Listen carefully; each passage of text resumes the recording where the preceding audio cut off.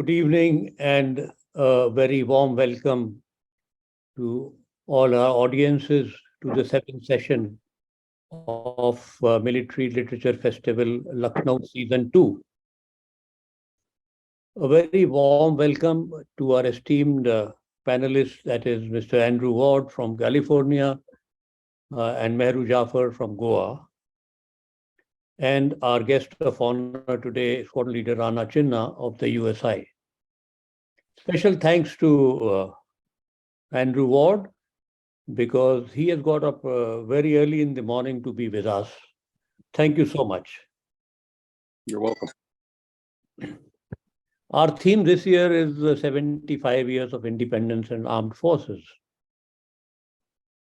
After traveling from 1946 Royal Indian Naval Mutiny to 1990 IPKF, we also took a detour to Ukraine and came back to discuss Jammu and Kashmir and Northeast and one of the legendary Yodhas of India, Colonel Rinchin. Now we go back 170 years to 1857. 1857 refuses to die.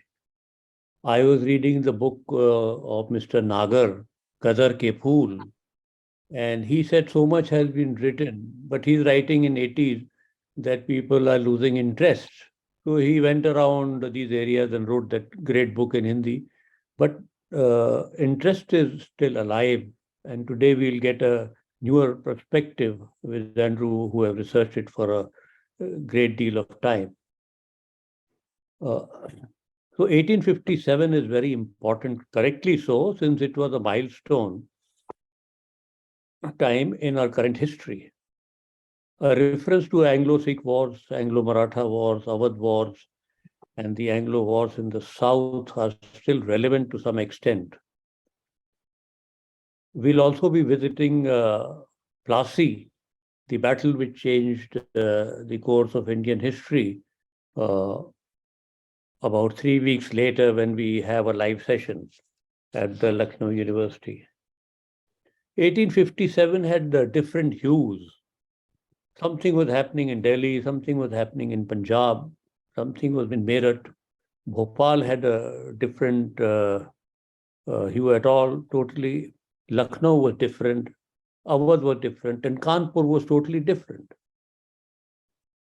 The era has to be understood holistically.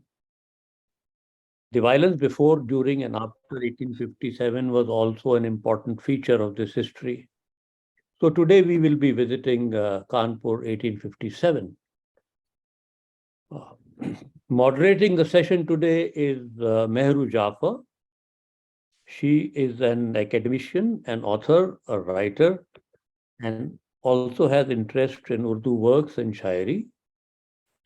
She has made a film on Shah Rukh Khan fans, and her books, Shadows of Past, a short biography of Lucknow, book on Nizamuddin Aulia, book of Muhammad, Love and Life in Lucknow. So it's a formidable writing which she has done, and her teaching in the University of Vienna is well known. She has also taught Islam-related topics. So she has been a journalist and still writes Lucknow Gup. So there is a lot of substance there. And Mehru Jafar is a fearless person who is not hesitant to ask questions. Last year, she had moderated the session on 2 books together. One was the Lucknow 1857 by Dr. Jones, and one was Nizam-e-Bhopal by General Milan Naidu. So let us travel to Goa and California and listen to great people. Over to Mehruji.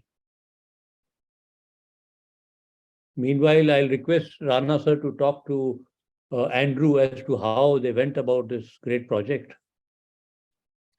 Yeah, thank you, General. Certainly, and greatly honored to be here while we're waiting for Ms. Jafar to come back online. I'd just like to say that um, this book is part of a series on India's historic battles that we had um, we had thought of at the United Service Institution where I work.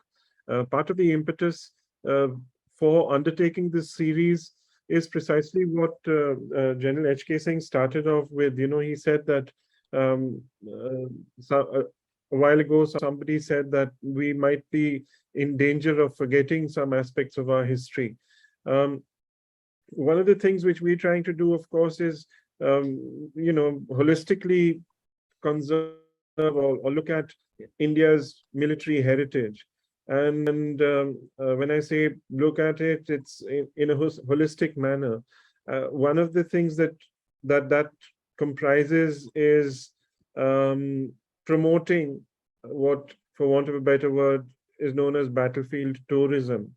The main intent was not economic, but actually to if you write about these sites that have historic significance in our military history, then you involve local communities in in the narratives that are being built around. You have people who are visiting them, and they understand what the significance of those pieces of stone or a wall or a house or a room is, and hopefully they will get conserved, because as all of you are aware, with such a long historic civilizational legacy in many parts of this country, historic monuments through neglect or indifference just vanish or disappear. So to be honest, that was one of the underlying motives that we came up with this thing that, let's do an easy to read series on India's historic battlefields. And we looked around for firstly identifying some of these battlefields which actually had physical markers where people could visit. And then we also wanted the authors, so that these weren't supposed to be academic, treatises, but easy to read books which people could relate to. And I'm very grateful to Mr. Andrew Ward, whose knowledge perhaps of the events of 1857 in and around Kanpur and Lucknow is almost unparalleled. He very kindly agreed to be one of the authors and to do the book on Kanpur 1857. Sir, would you like me to continue? What we'll do, sir, I think she was having some network problem, so Okay. she will be joining. So as we had tied up with Andrews, she will come back and introduce him in detail. We had requested Andrews to speak for about 15-20 minutes. We will do that, but before that, for the audience, I wanted to share some photographs so that we have a link with Kanpur.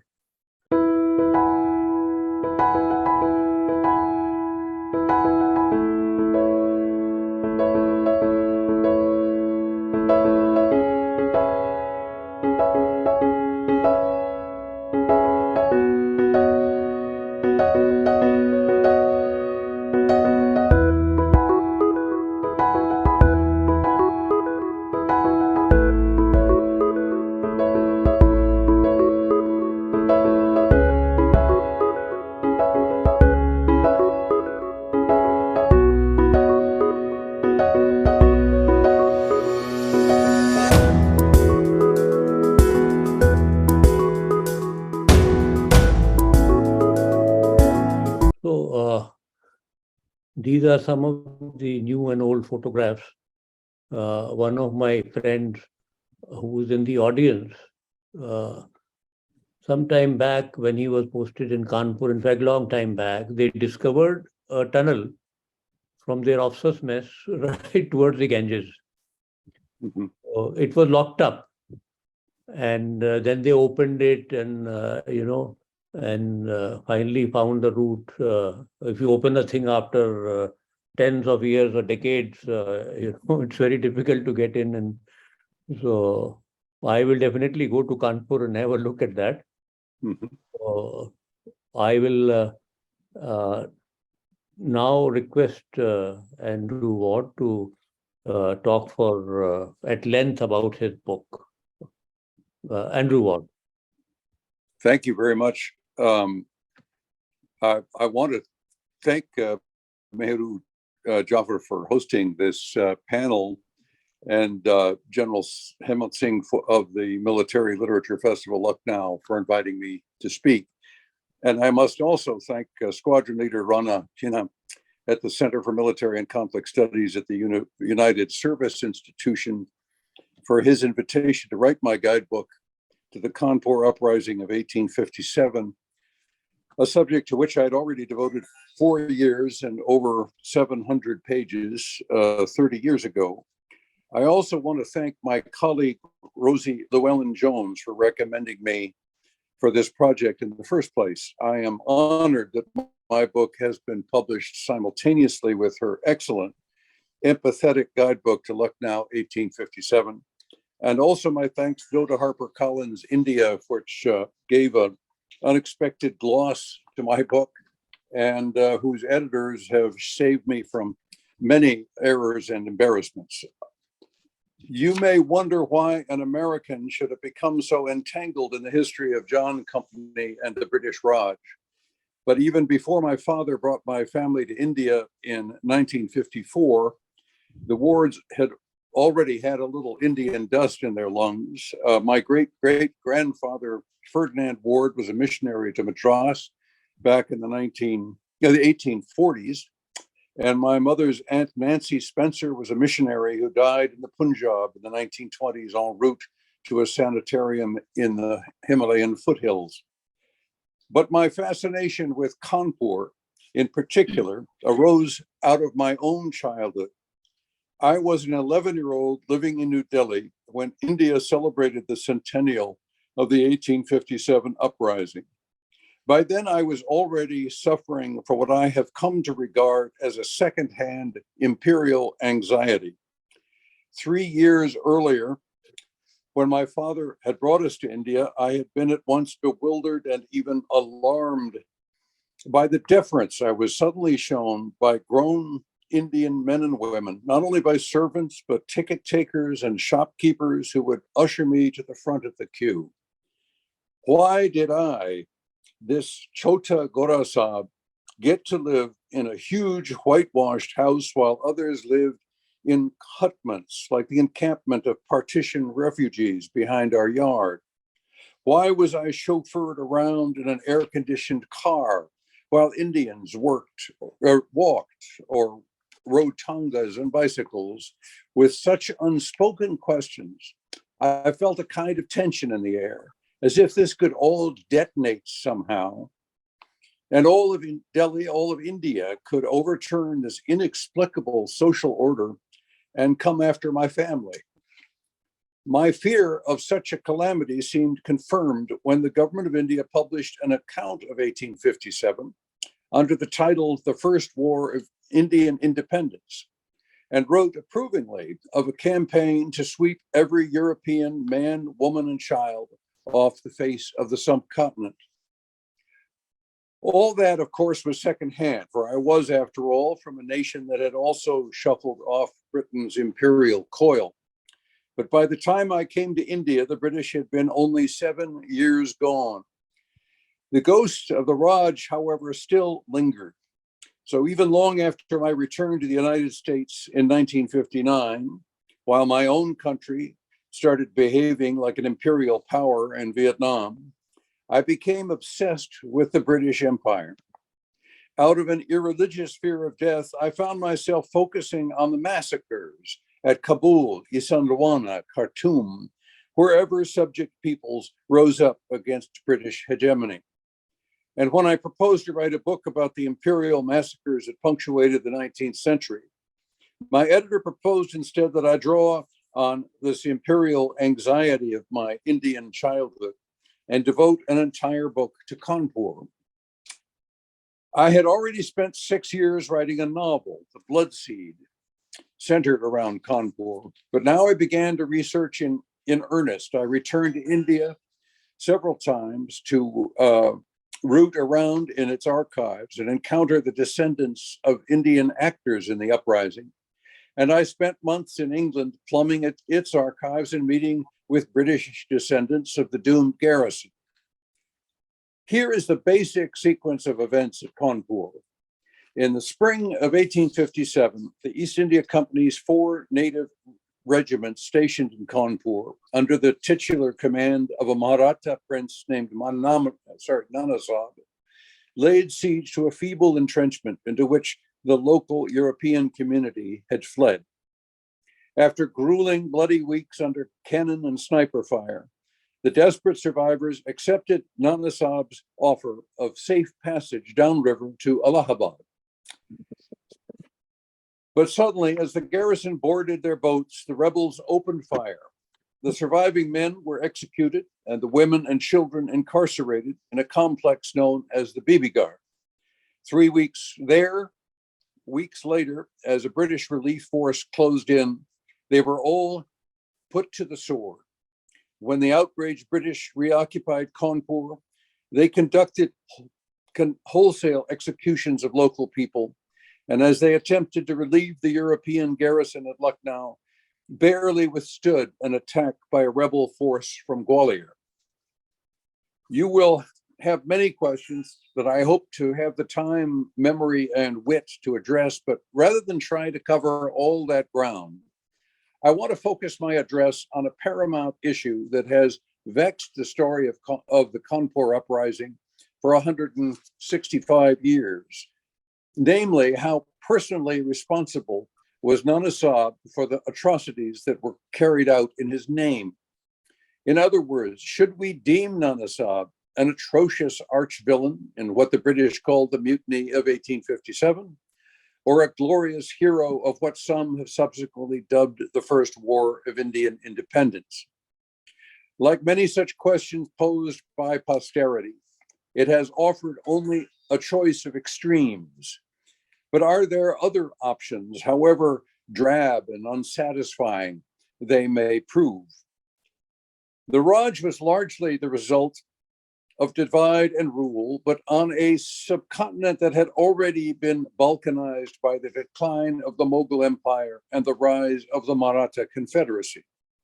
But even the Marathas, who had harried and humiliated mighty Aurangzeb, the last of the great Mughals, the last great Mughal, proved too disunited to stand up to British arms, resolution, and wily bluff. By 1818, the company had at last subdued the only unifying Maratha figure, Peshwa Bajirao II, and banished him to the sacred town of Bittur, where from their vast military station in nearby Cawnpur, the British could keep an eye on him. And when he died in 1851, Calcutta did not extend his enormous yearly stipend to Nana Sahib, his adoptive heir, and refused even to recognize the young prince as heir to the Peshwa's throne and titles. There were 2 principal currents that converged into the flood of 1857: the company's humiliating disregard for India's old feudal order, and the alienation among the Bengal Army's native soldiers from their ever more ignorant, ungrateful, and contemptuous officers, whom they darkly suspected of trying to break their castes and convert them to Christianity. These 2 currents and their tributaries converged with particular velocity at Cawnpur. After Nana Sahib exhausted his appeals to John Company and began furtively to toy with the idea of leading a rebellion. Enter Azimullah Khan, a former Afghan waif who had been rescued from famine and raised and educated by Christian missionaries. Brilliant and handsome, he had become a table servant who delighted his employers with his mastery of English, his ability to recite long passages from Shakespeare, and to play classical music on the piano. But there were limits to his acceptance, which he eventually exceeded by dallying with an English girl. Ostracized, humiliated, he found refuge at Batur and ingratiated himself with Nana Sahib. Impressed by Azimullah's knowledge of British life, at great expense, Nana Sahib sent Azimullah to London to plead his case for the company's board of directors or even the Queen herself. Failing in all but his seductions, disgusted by the poverty he observed in London, Azimullah returned home, nurturing a lethal hatred of the British and pondering how best to rid India of their occupation. It did not seem an entirely far-fetched proposition, for though the British were about to succeed in defeating Persia, Azimullah had paused en route home to observe firsthand their hapless overextension in the Crimea. If Nana Sahib could strike up alliances with the other Maratha princes Calcutta had disenfranchised and work on the growing disaffection among the native troops upon whose loyalty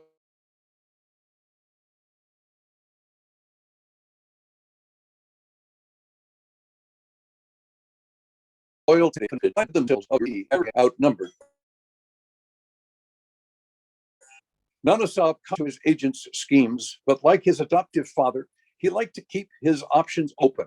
Should there be no uprising, he took care to keep on the best possible terms with the local British establishment at Kanpur, while at the same time, should the soldiery rise up, Azimullah and his agents furtively kept on the best possible terms with the station's most rebellious sawars and sepoys. To Nana Sahib's way of thinking, it was a simple matter of statesmanship. But who, after all, was Nana Sahib? His natural parents were Brahmins from the Konkan on India's west coast. He had been adopted in 1827 as the Peshwa's heir and brought to Batur to be educated. But his local ties were nebulous. In his day, his adoptive father had been antagonistic toward Muslims, and Batur's Hindu community's devotion to the Peshwa and his family largely depended on Bajiraw's generous donations to local temples and ashrams. But without his father's stipend, Nana Sahib's influence was bound to wane.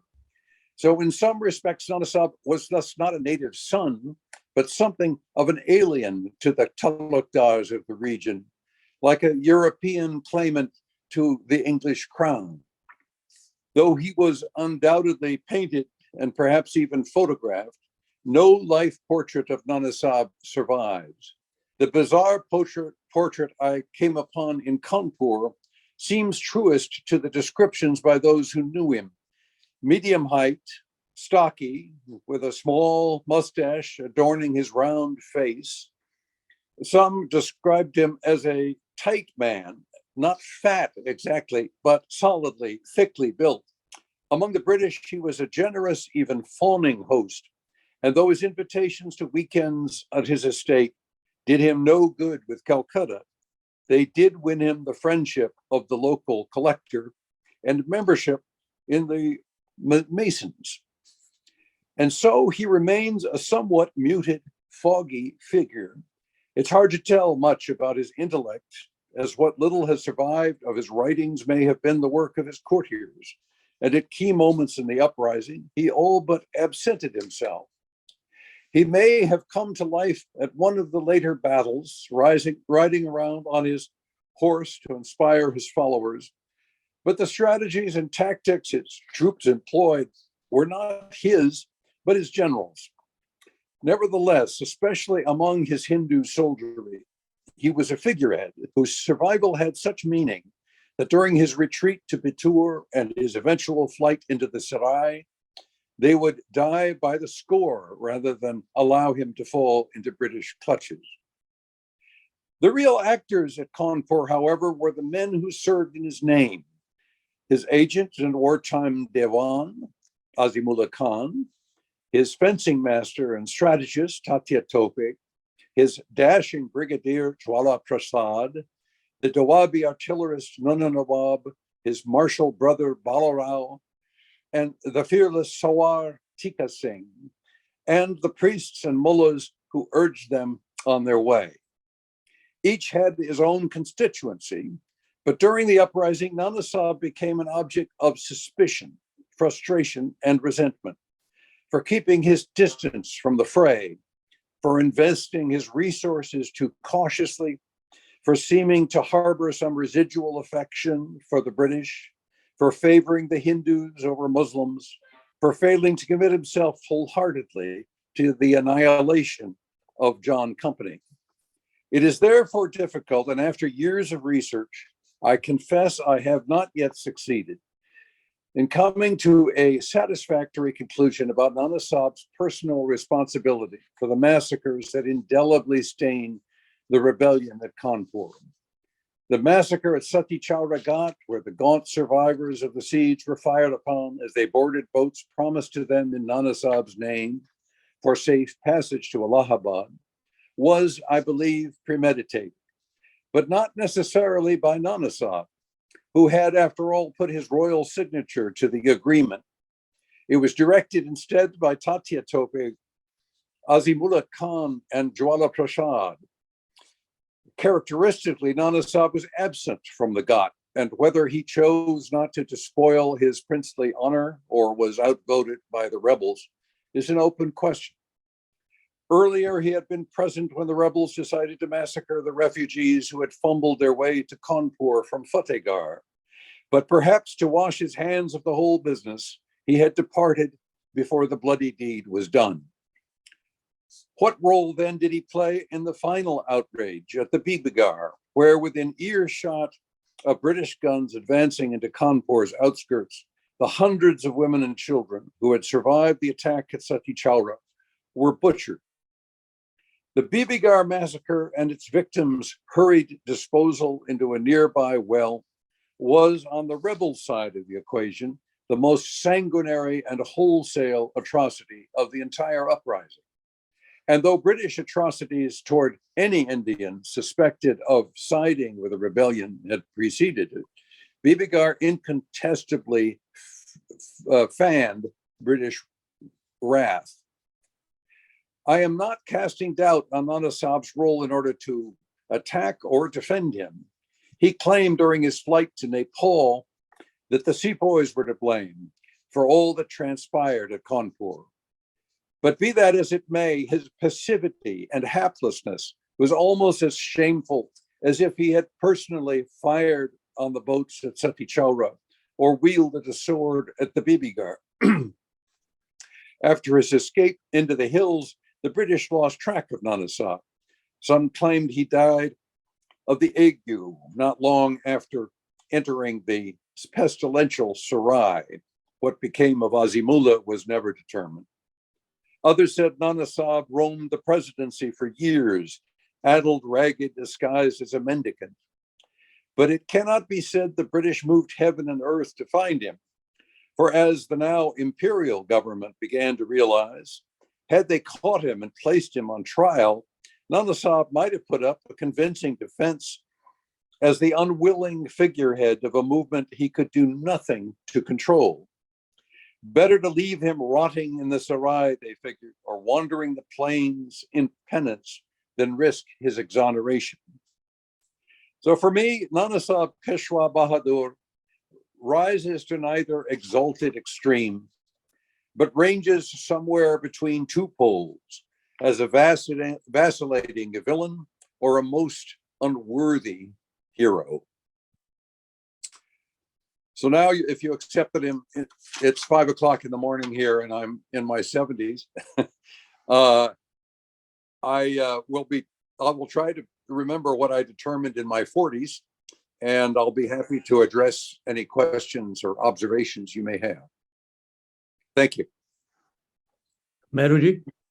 Gee, a lot of which I wanted to say about Andrew, and before the internet connection burnt out on me, has already been said, except Andrew, you know, your fascination for all these very, very violent incidents in different parts of the world. This fascination for violence is also intriguing. And you do talk about yourself addressed as Chota Sahab by your friends and domestic help when you were living in Delhi. But you know, there's also another incident where at the age of 8 years, perhaps, you saw a Marlon Brando play Julius Caesar. Oh, And you've been doing your homework. yes, no, because I'm so intrigued at how engrossed you are and how much time of your life, your academic time you've spent in studying violence. And I'm sure it's not because you love violence, but because you want to know why human beings time and again get so aggressive and so violent. So that's my conclusion. And this is very fascinating that you watch this film and perhaps you're appalled at the fact that the people who were closest to the Roman Caesar, who claimed to love him most, were the ones who killed him, and therefore, you know, the seed of suspicion Mhm. was perhaps sown at that. Yes. This is tin pot psychology, but I found it fascinating that you were perhaps impressed, but also you were so suspicious as an 8-year-old of all Yes, absolutely. the local people, your neighbors in when you were living in Delhi, and especially the domestic staff that was spoiling you so much and loving you so much. But then maybe the nightmare was that they would one day you know, kill you and your entire family.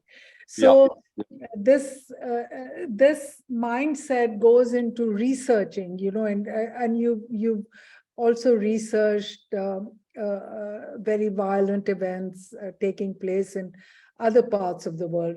So that is something which I personally found fascinating, and also because if indeed, you know, history is a dialogue between the past and the present, then why don't we learn from the terrible things that happened in a place like Kanpur in 1857, and we are crawling towards, you know,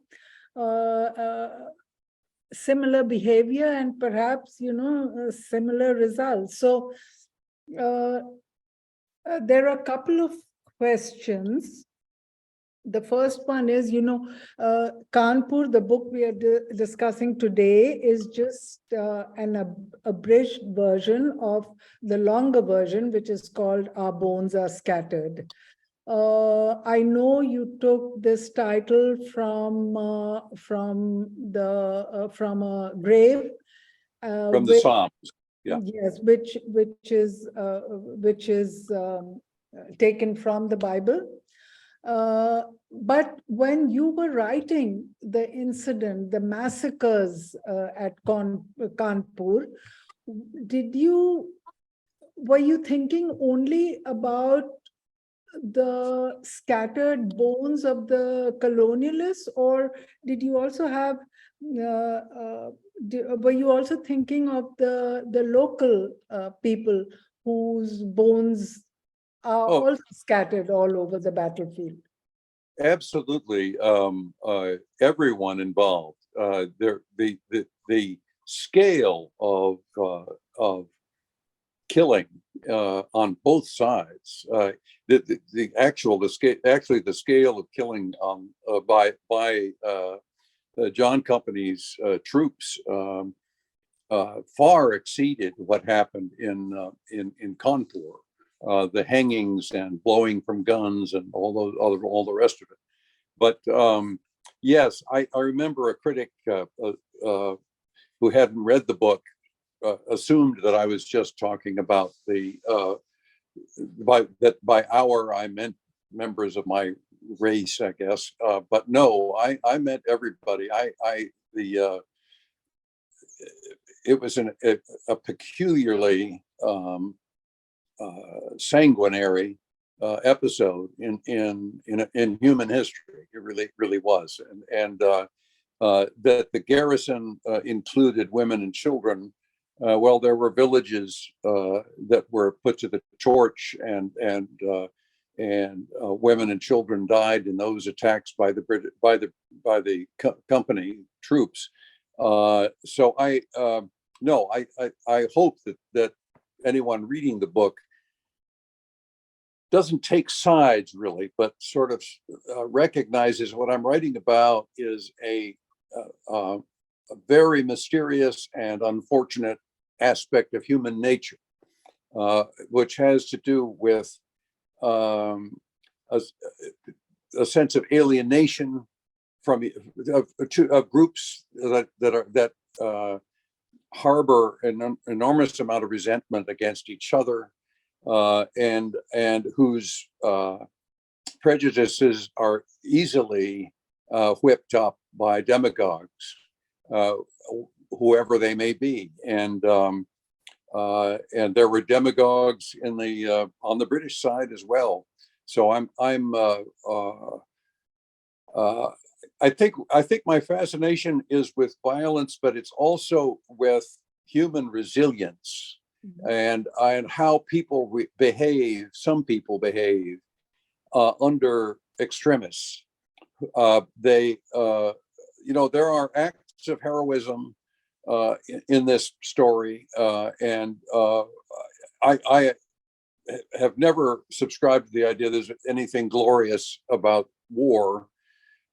But there were acts of heroism and acts of mercy along the way, and that was an aspect of it that was this equally intriguing to me. But those acts were so subsumed by all of the atrocities on both sides that it remains a really terrible story. I have a hard time recommending my own work to my children, for instance, because it is a very, very difficult piece of our history. So Hemanjit, may I ask two more questions and then We have enough time. the floor to you? Yes. So Andrew, talking about the horrible, horrible things done to women and children who were not engaged in any kind of war, like throwing their half dead bodies into that well. Do you have any answer to the absence of the rape of women during the massacres? Yeah, I didn't go into that in the field guide, but I did in my in Our Bones Are Scattered. There was, I think there are all sorts of explanations for that. There were some cases of either either I guess Eurasian is the way I should put it, or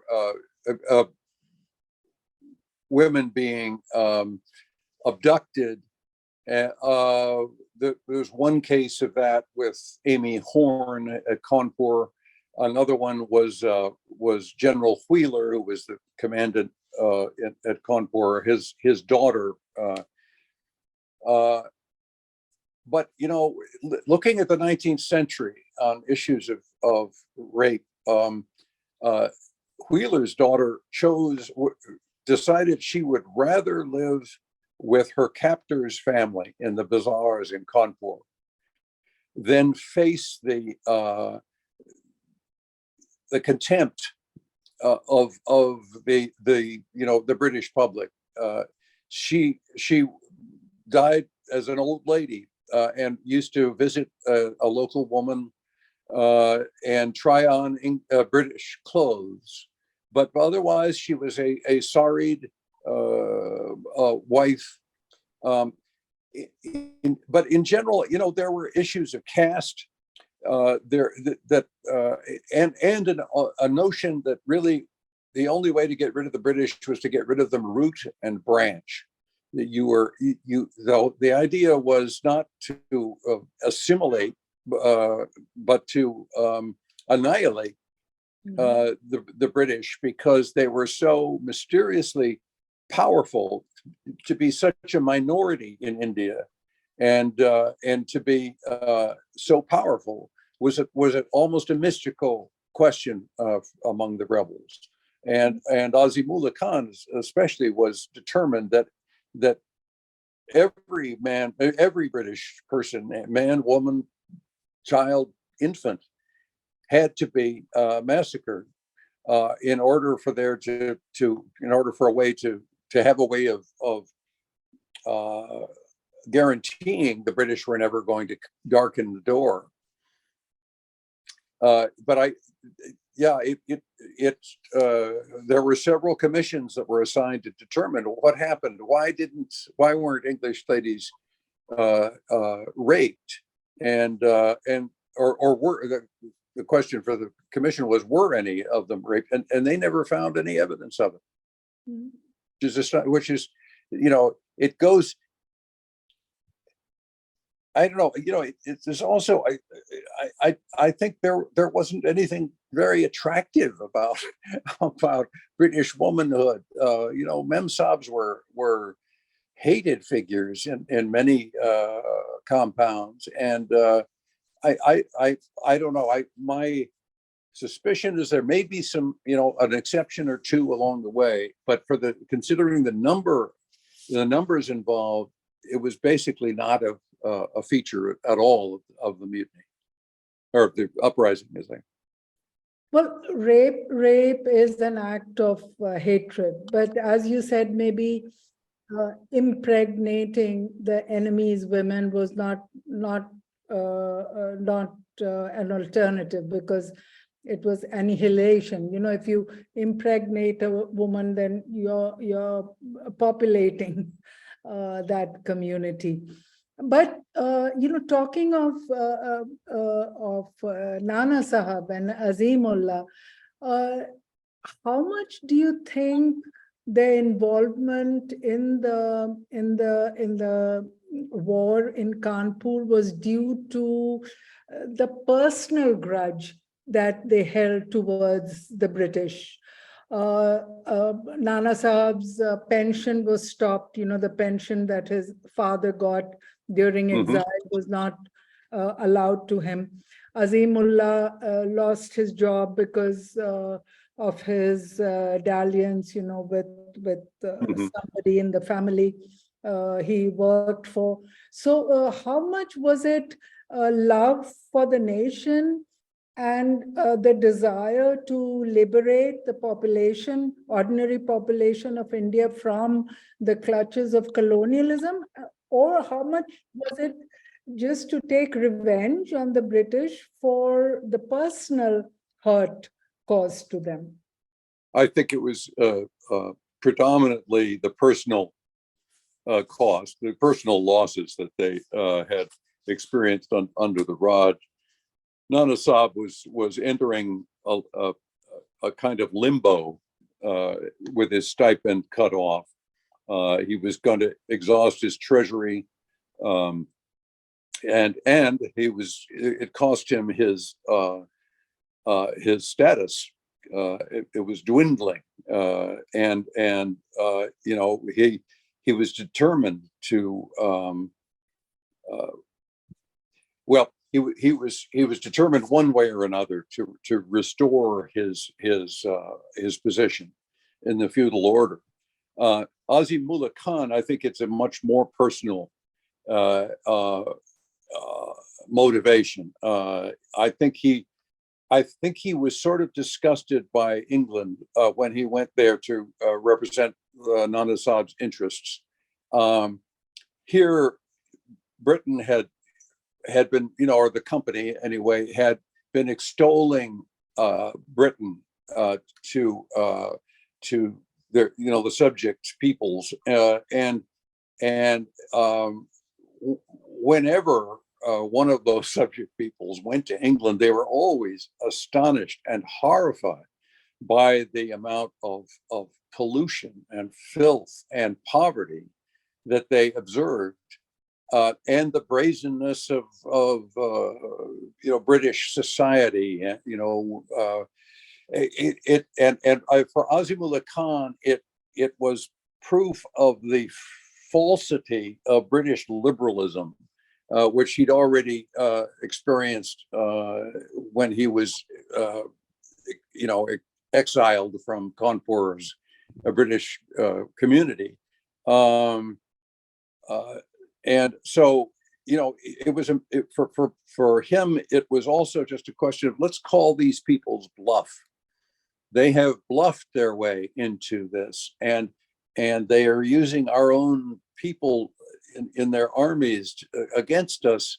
Let's turn this, let's overturn this order and return this, not India as it was, but the Balkanized version of India, in the wake of the dissolution of the Mughal Empire. That you might have a titular head either in Nana Sahib as the Peshwa's heir, or in the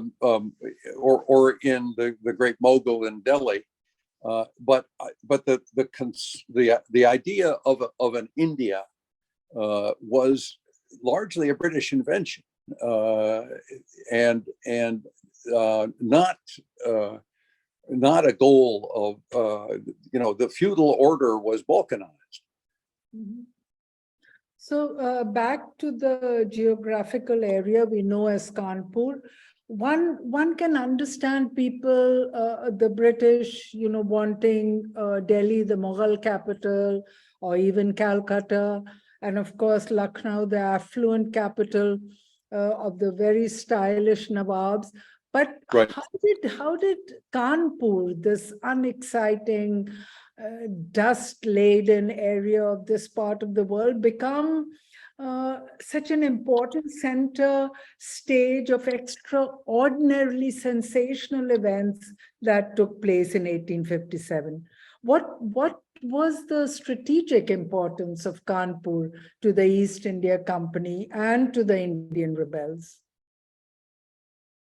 Well, it was a military outpost that grew and grew and grew, as the company subdued the Marathas and subdued the Sikhs, and there it was, right on the Ganges, or the Ganga, and it was one of, outside of Calcutta, in all the Bengal presidency, it was the largest military outpost, and there was, so you had this sort of ghostly Maratha dynamic coming out of Bittur. You had the dissolution of the royal house of in Lucknow, and I don't think there was anything, about the geography or culture of Kanpur, except that it was, if the rebels were to prevail, they definitely had to subdue that garrison, and otherwise it would be a staging area, as it later became, for the British, resistance to this rebellion. So it was a there wasn't much culture to it. Kanpur was a British invention. It had been a very insignificant little village back in the early 1800s. And then because of this great big military establishment, it became an industrial center, especially for leather goods, as it still is for leather goods. So there were mills and all sorts of, and all of that, I think, in one way or another, outraged various sectors of the community there. Hindus upset about the slaughter of animals to make leather, and it was sort of a grimy place, probably a little bit like what Azimullah was experiencing in portions of England. But it's a good. You've asked a very good question. I never quite addressed it, but I think that was really it. It was just that it was this completely British dominated community or city, and unlike the royal communities of Lucknow and Delhi, as you say, the various other ancient municipalities. So apart from the arrogance, absolute arrogance and superior attitude of the British, how harmful was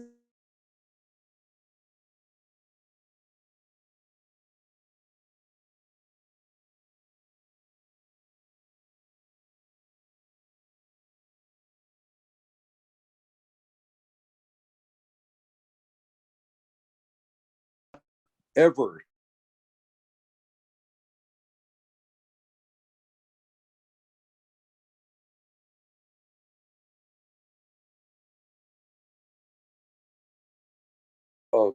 of India. And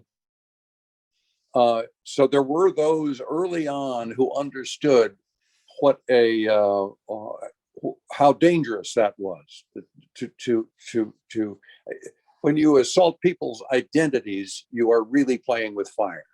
I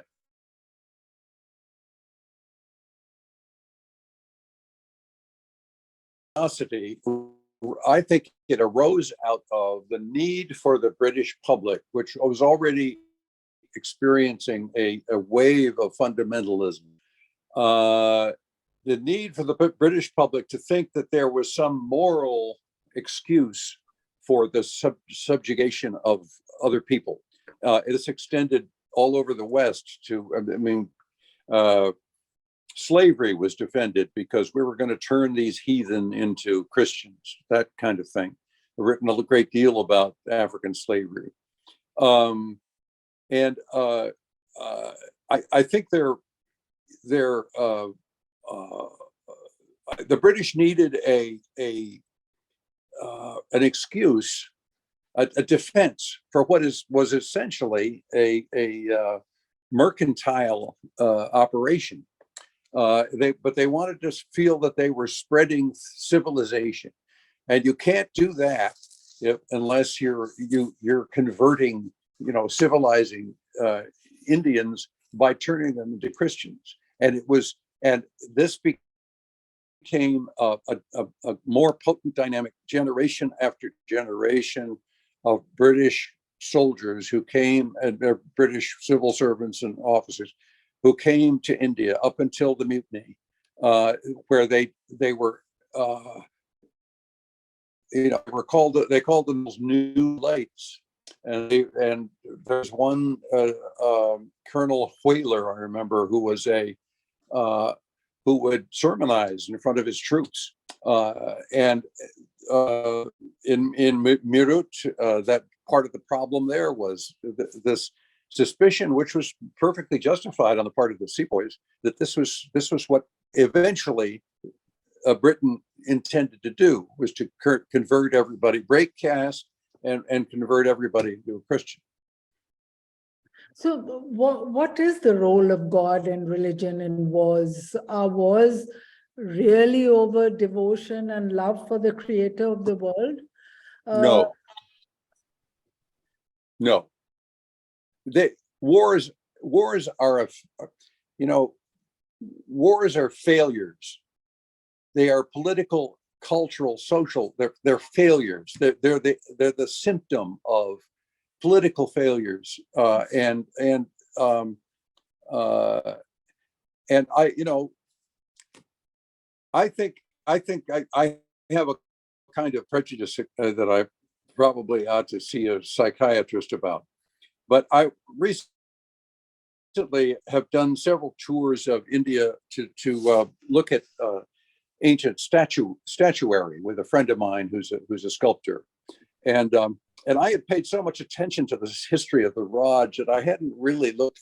I can't say I have immersed myself in it, but what always impressed me, or what impresses me about Hinduism, was its ability to absorb and you know, be hospitable to all the various cultures that obtruded on this continent. And I think it's no accident that Jerusalem, being the center of three, you know, monotheist religion, has centuries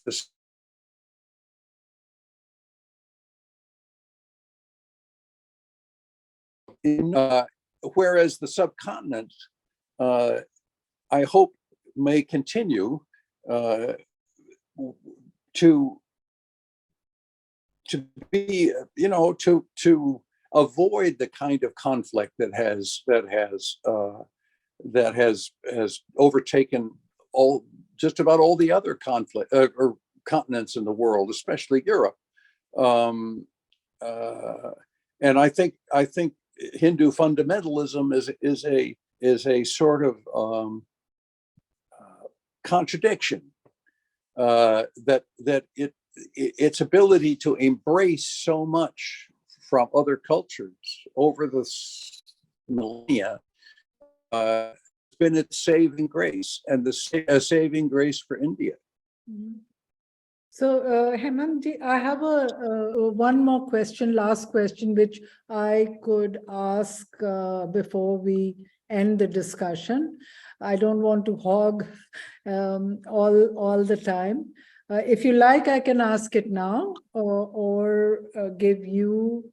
Let me ask it now, and then I'll give May I request? Ji. I will shoot one question from the crowd, Okay. and then you ask, Okay. because Good. somehow that. Yes. Sure. So we have a question from Scandinavia. Yeah. Scandinavia. Yeah, Ashok Nath from Colvin Talukdar, Lucknow is there. Yeah. Erstwhile Armored Corps officer. Andrew, in your interesting tone, you mentioned that first Bengal native infantry comprised a higher portion of Muslim sepoys within its ranks than was usual for a Bengal native infantry battalion. Usually ratio was 30% high caste Hindu Brahmins and Rajputs and 30% rest Muslims and other castes. Thankful for the reference from where you got these figures. As an aside, I listen to you from faraway Stockholm. I hold in hand a shoulder belt plate of 1st BNI, which I suppose would have witnessed the action you so aptly described in your book. Thank you, Ashok Nath, South Asian Military Heritage Society, Sweden. And later on, he says, my question is on page 75. You mentioned that throughout the history, there has been a predominantly Muslim, referring to 1 BNI. Where did you get this information about composition? And so its reference, if any. Thanks, Ashok. I understand that it's a good question. That may have been an error on my part in the sense that the Sawars were a majority Muslim, but I don't know why I would have said that the native infantry were predominantly Muslim. So I apologize if I've made that rather broad statement. There was there was a lot of recruitment that went on after the fall of the Lucknow regime. A lot of recruitment of his troops into the company's ranks. But I'm not. Yeah, I'm sorry if I may have just misstated that. It's a very good catch on the gentleman's part. So I will just read out some statements or some questions. We will not get into them, and then Mehruji will ask you the last question, and then All right. Foreign Leader Rana would sum it up. So tunnel in question, which I was talking about, connects Officers' Mess to Souls Church, and this was revealed by the mess washerman, Dhobi. The church is opposite Kanpur Club now. A question is, the business of appeals to the Queen appear to be just a time pass. I wonder if Queen ever agreed to an appeal. And Andrew, please tell us briefly about your novel, Kanpur and Other Books. Sometime later we will do that. The appeal was supposed to be to the board of directors, and a philosopher and economist, John Stuart Mill, was very kind to Azimullah and introduced him to all sorts of literary lights and so on. But he discouraged him about any prospect of the board of directors overturning Dalhousie, the governor general's decision to stop the stipend. And I think it was more. It was. Sorry, I am blocking as a 76-year-old. I do this all the time. I keep blocking on the name. Lucy Duff Gordon was the wife of a very distinguished person in London with connections to the government, and she fell in love, I think, with Azimullah, or was in any case fascinated by Azimullah. And Azimullah spent a great deal of time in her household. And she said, why can't we simply take this case to the Queen and have her decide it? And Azimullah, as I remember, and again, I'm casting my mind back, Azimullah, I think, may have mentioned this to Nanasad that he intended to go see to the Queen. And then that never happened. He was never allowed entry to the court. Possibly, if they had heard him, things would be different. But anyway, there is a reference to Bebiya Ghar, and there is a reference to the great Budha Varga, the banyan tree, and there is a Sati Chaura reference, and then there is a question from Dr. A.K. Singh, the erstwhile director of the Giri Institute and known economist. He says, was the violence by Indian fighters provoked by stories of violence of the British in other parts of the country? Yes, no, there were. I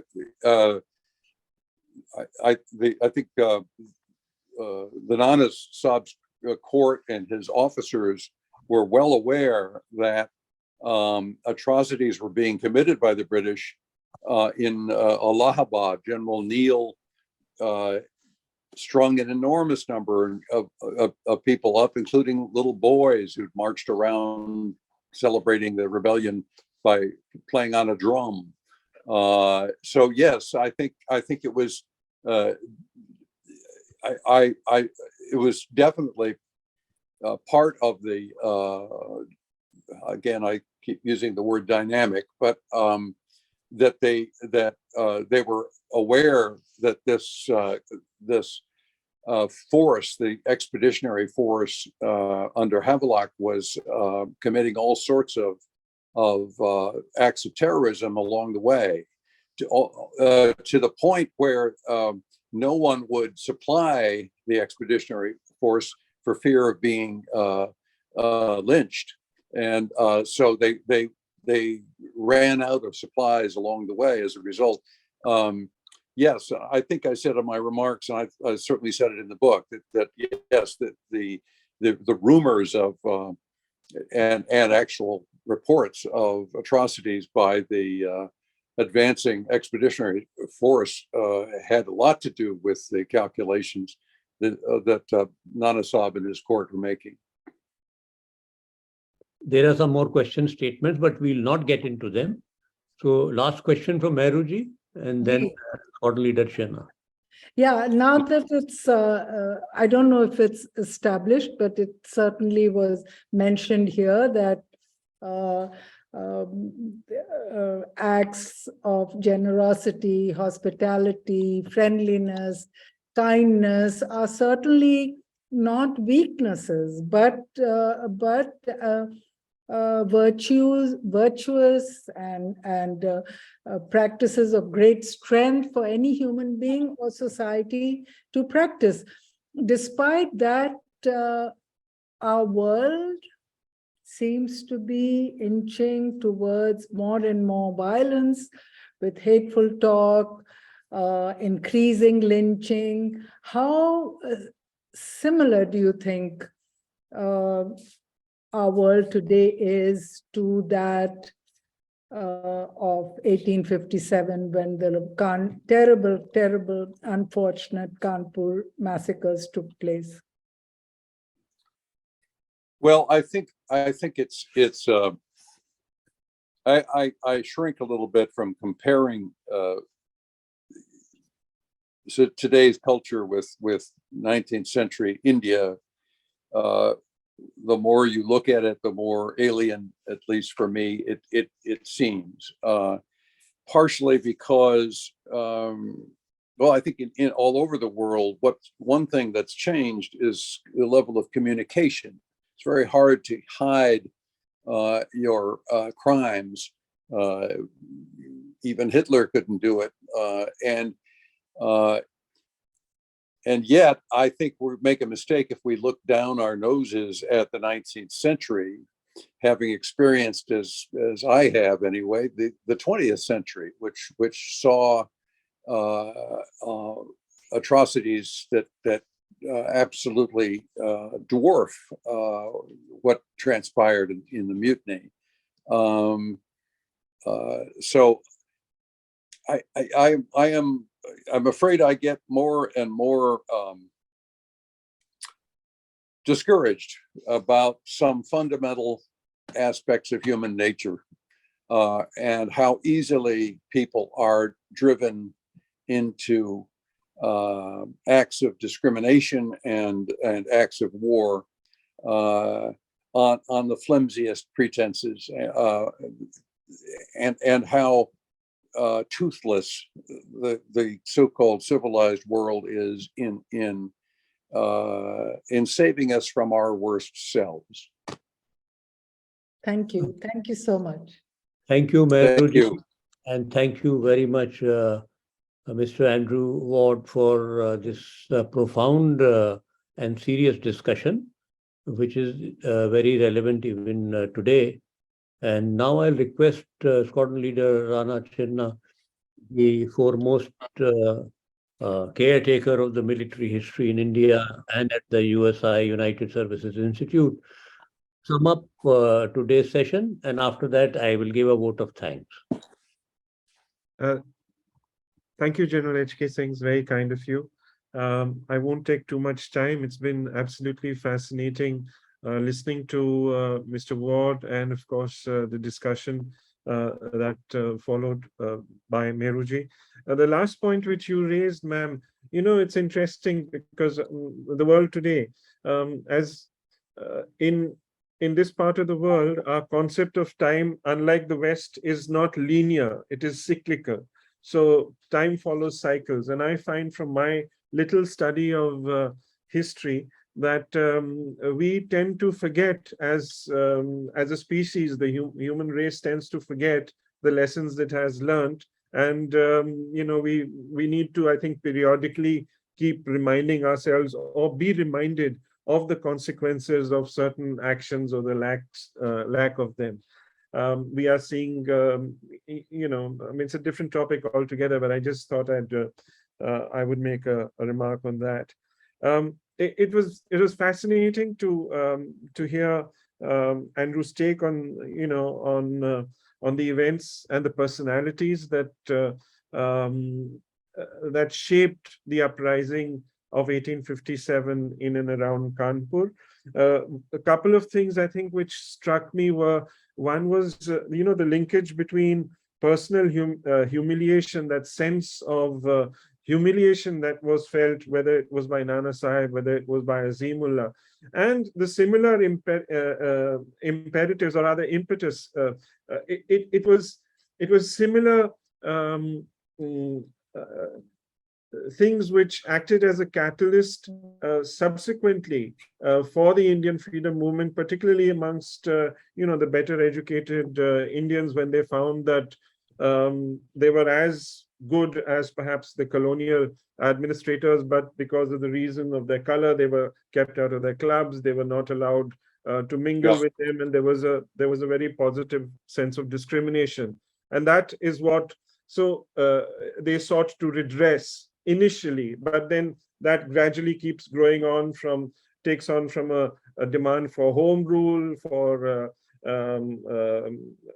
dominion status, to Purn Swaraj. So there is a direct link, because ultimately at the end of the day, with perhaps the exception being the revolutionaries, who took a very, very idealistic political kind of take on that.